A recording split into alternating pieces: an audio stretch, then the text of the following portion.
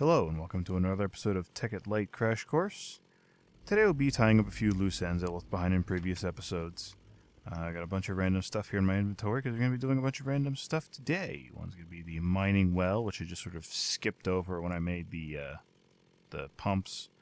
We're going to be taking a closer look at some conductive pipes because I just sort of breezed over them for this guy here.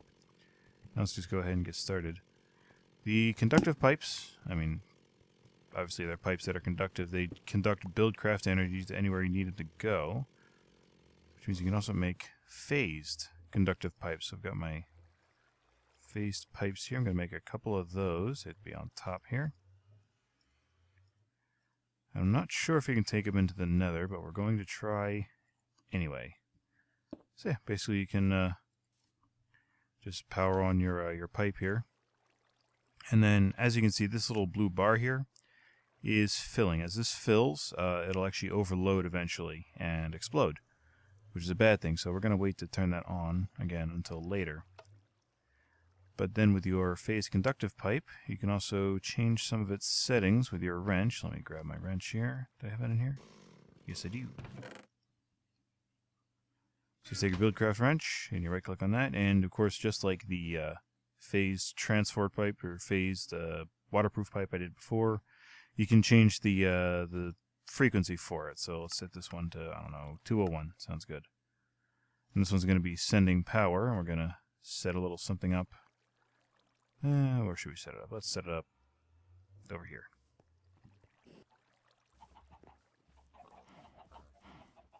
Because with this setup that we have now with the phased pipe, we can power a mining well from a distance, just like we could, pumping back creepers. Probably not the best time of day to do this, middle of the night and such.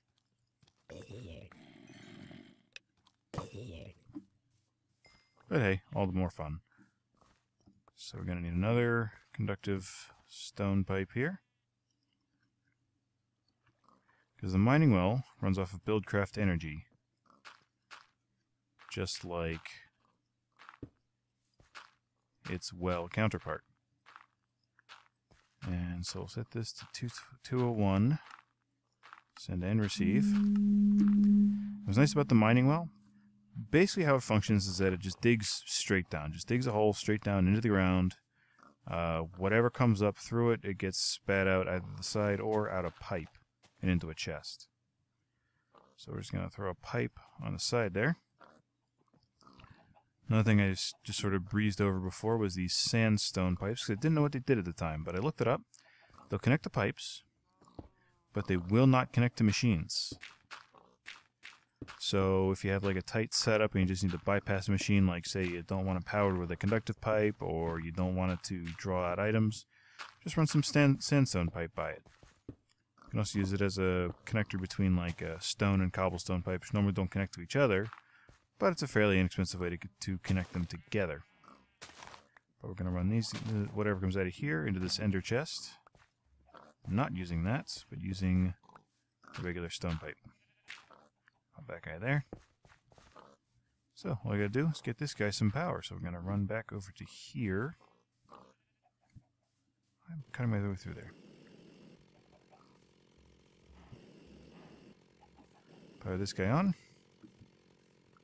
And it should not build up here. In fact, it should just be a steady stream. We come back over to here.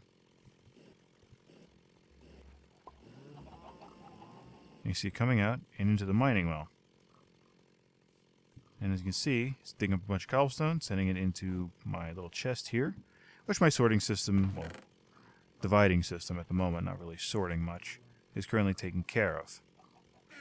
And yeah, every time it gets a glut of power, it'll dig down a little further until it either hits bedrock or lava. It will not dig past lava. That's the only real downside to it. There's a more advanced version of this called a quarry, which basically mines out an area instead of just like a 1x1 square. We'll get into those a little more later, especially when we start like digging out under the village and preparing our basement for the factory. But yeah, that's another buildcraft machine, mining well in a nutshell, conductive pipes, good stuff. Now we're actually going to head into the Nether for a couple more subjects. If my lovely assistant will come with me. Come on. Whee!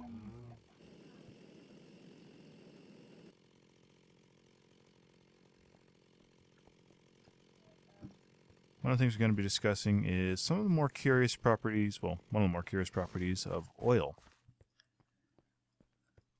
First of all, oil, you drop it on the ground and it spreads like water, obviously. But you can't use like the infinite water tricks. Like if you set up a little section like this, you cannot create infinite oil. It'll always be this, you know, whatever sources you have. You can make a calm pool if you fill it in. It just won't be infinite. Kind of like lava. But it does flow like water. You can fish in it like water as well. You can actually like cast into a lake of lava and catch fish from it. You can use it to water crops. You can actually set up like a fountain next to your crops of oil, and it will water them successfully. Kind of odd. And I'm going to head to the Nether here for a couple of reasons. One of which is that you can actually pour oil in the Nether. That's right. You can actually have what is essentially a water source for certain things available to you in the Nether. Which includes putting out fires on Netherrack, like so. Watching it flow all the way downhill. You keep going and going and going until it hits that lava down there. Since those are all lava source blocks, you'll end up with a pile of obsidian.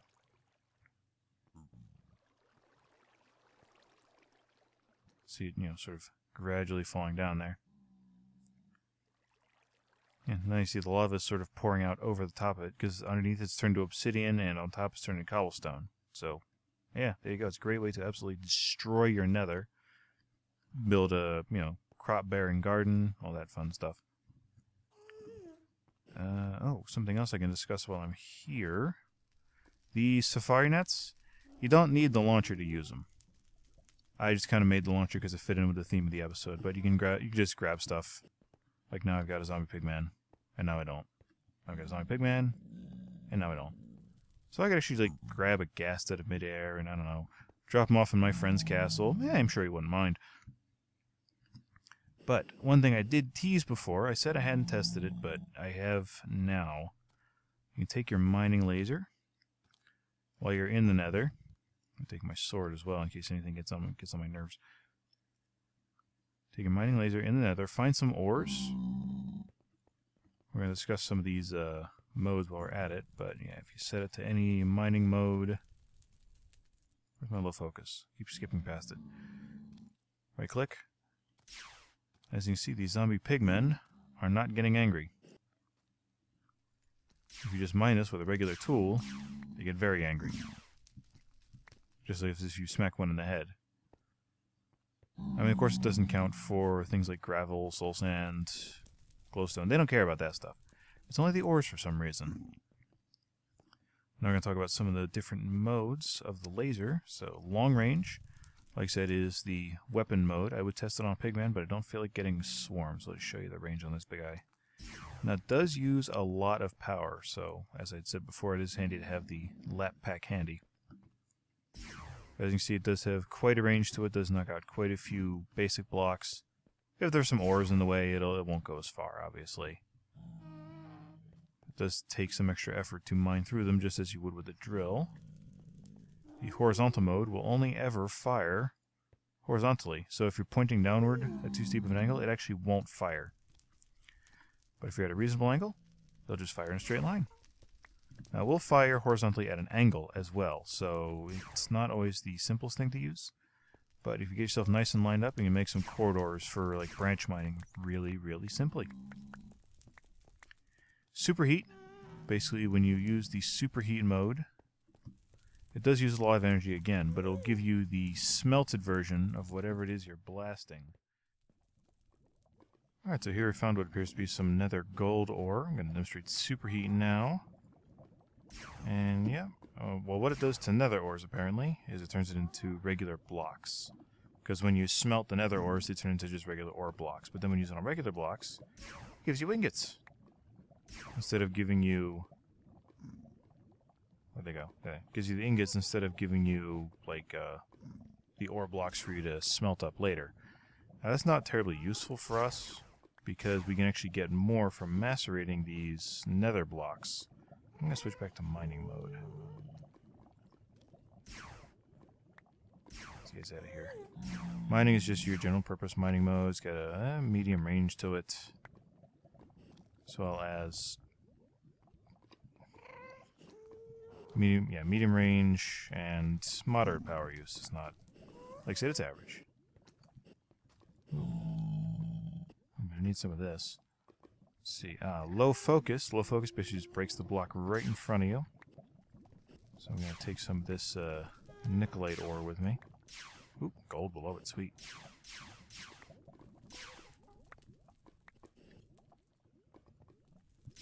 You see, low focus does not use a whole lot of power. Man, how deep does this go? Yeah, all the golds. Sweet. Alright. There's one other ore I should show you. Where did I see it? Ah, here we go. Grab some nether green sapphires here. Now, the thing about the nether gemstone ores is that you can't macerate them like you can the other ores here. Those you do have to smelt, then you have to place, and then you have to mine them up again to get the sapphires out of them. It's kind of a pain in the neck. It's probably because it's part of another mod. But, yeah, dims the brakes. Can't have everything.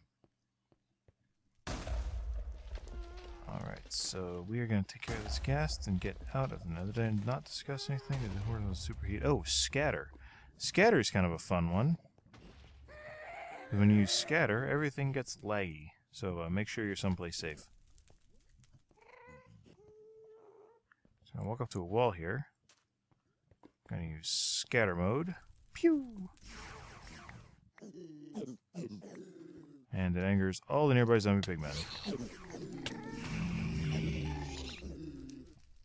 Yeah, scatter, obviously it fires in all kinds of crazy directions. And if you do it too quickly to a rock face, it can make things awfully laggy on the server. Because, I mean, well, obvious reasons, it's a lot of blocks to keep track of. Let's see, oh, and explosive, I mean, just the name says, is explosive.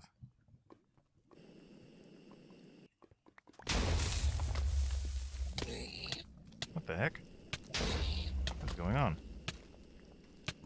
Oh, I think I know what happened. Okay. Nothing but the nether ores. They tend to be a bit unstable. So if they're near an explosion, or if you hit them with a pick, they do have a chance to explode. And if they explode, then the pigmen get a little upset at whoever caused them to do so. So we're just gonna get out of here as quickly as is humanly possible. Take a look at oil. Oh, yeah, we can go up to the surface for that. So, we have one more topic. Well, technically two that I want to go over real quick. As soon as I'm on the surface. Alright, so we're back on the surface. Of course, it's pouring down rain. And as you can see, my my pipe overloaded because I forgot to switch it off. I guess the mining well was done, what it was doing. And since I forgot to switch this off, the conductive pipe overloaded and exploded, and is no longer there. Now there is another type of conductive, I guess, not technically a pipe, but a conductive unit available called an energy conduit. And energy conduits can also conduct buildcraft energy, but don't explode. That's going to come in handy later when we start on the factory, particularly the sorting and smelting machines. I'll show you those at a later time. But for now, I'm going to show you a couple more things you can do with these advanced alloy ingots that we used a couple episodes ago for armor. I get some of this cobblestone smelting. I'm just going to need some of that in a moment. Oh, right. This ore that I dug up when you drop it in the macerator and does its thing, runs you completely out of energy. Let me go and make another pipe here. Patch that up outside. Reconnect my system. There you go. Yeah. 1 Nether Nickelite ore, a 24 Nickelite. On average, you get about 2 to 4 times as much product out of each of these Nether ores as you would out of standard ores. Now you can see why the pigmen get so upset when you mine them. But anyway, where the heck am I going? Ah, yes, I'll grab some of this stone here. Now you can, with the stone, basically you can, I think it's you wrap it around a single advanced alloy, you get 8 reinforced stone. This reinforced stone is highly blast resistant. So highly blast resistant that if you put 2 layers of it around a nuclear reactor, if it explodes, it won't penetrate that 2-layer deep wall. It might destroy one of the layers, but it won't destroy both. That'll come in handy for a little project I got in mind. Then I think it's this way for the glass. You don't get quite as much out of the glass, but you can also make reinforced glass. Also, just as blast resistant as the stone. So if you're looking to make an exceptionally durable home, or you just like the look, reinforced stone and glass. It really should have been in that last episode, but I just didn't know about them. So, that's done. I'm going to smelt up some of the, well, macerate up some of these ores. I'm going to head up top here, get a nice view of the town. Call it a night. Got quite a bit of stuff done, so call it a night for now. Talks about some more stuff later. Hopefully get this factory under construction pretty soon. Talk to you later. Good night.